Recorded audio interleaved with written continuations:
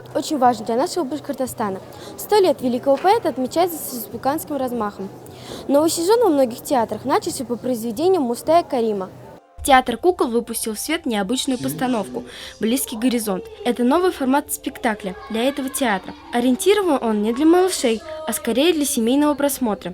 На премьерном показе в основном студенты. Мы первый курс вуза БГПУ, и нас пригласили в театр кукол посмотреть спектакль Мустая Карима. Так как у него юбилей, поэтому нас отправили сюда. За час небольшим «Близкий горизонт» рассказывают многие подробности жизни Мустая Карима. Здесь и детство, и война, и лечение в госпиталях, и творческий путь. Но главное, что Мустай Карим предстает здесь как герой своего народа. Такой простой, но такой великий.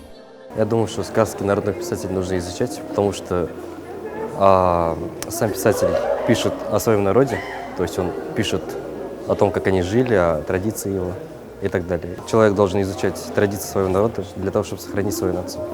На протяжении всей постановки зрителей и актеров разделяет тоненькая сеточка.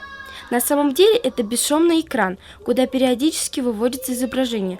В момент, когда картинки на нем нет, он создает эффект дымки, как некая отсылка в прошлое. Эта декада объявлена декадой Мустая Карима, так что если хочешь приобщиться к башкирской литературе, достаточно просто пройтись по театрам Башкортостана. Эмилия Мусина, Рамазан Мусин специально для «Горы новостей».